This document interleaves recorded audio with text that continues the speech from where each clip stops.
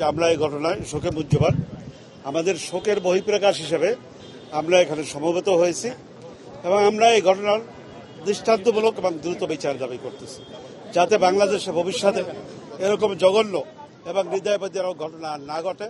এই দাবি নিয়ে আমরা এখানে হাজির হয়েছি এবং এইটা বাংলাদেশের শীর্ষস্থান গুলশান থেকে এই দাবি উঠেছে। আমরা আশা করি এটা আপনারা প্রেস মিডিয়ার মাধ্যমে আমাদের এই দাবি বাংলাদেশের সর্বত্র ছড়িয়ে দেবেন এবং এটা কার্যকরী করা হবে, এটাই আমরা ফাঁসি চাই। আমরা তার আইনি সহযোগিতা লাগে এবং তাদের যদি কোনো অন্য আর্থিক সহযোগিতাও লাগে সেটাও আমরা করতে প্রস্তুত। সময়ের সাথে সাথে দেখা দেয় নিত্য নতুন প্রয়োজন। রেডি থাকতে হয় প্রতি মুহূর্ত। তাই এলো ইনোভার, যেন আপনি লাইফে থাকেন রেডি প্রতিদিন। Innova, designed for now. আপনি যদি বর্তমান প্রেক্ষাপট দেখেন তাহলে দেখবেন যে সম্প্রতি প্রতিনিয়ত এই ধরনের ঘটনা ঘটছে এবং প্রতিনিয়ত ঘটনা ঘটছে এবং দ্রুত বিচার ব্যবস্থার আইনের মাধ্যমে তাদের বিচার করা হচ্ছে না বলেই এই দুষ্কৃতিকারীরা মনে করছে যে তারা পার পেয়ে যাবে সহজে।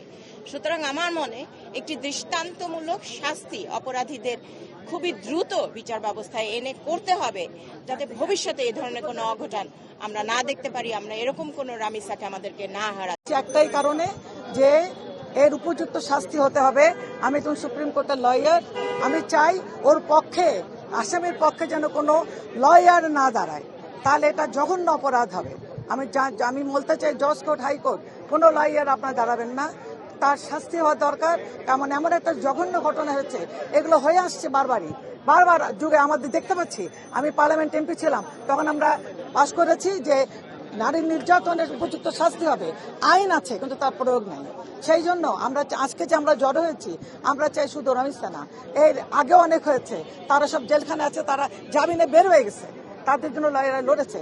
সেই জন্য এইবার এই রমিসাকে কেন্দ্র করে আমি বলতে চাই, এর উপযুক্ত শাস্তি চাই। আমরা 20 কোটি মানুষ এক পক্ষ হয়ে কথা বলছি, এমন আন্তর্জাতিকভাবে এটা আমরা জানাতে চাই যে এটা যদি উদাহরণস্বরূপ একটা শাস্তি হয়, তার মানে ফাঁসি, তাহলে আর এই ঘটনার পুনরাবৃত্তি হবে না। আপনাদেরকে ধন্যবাদ।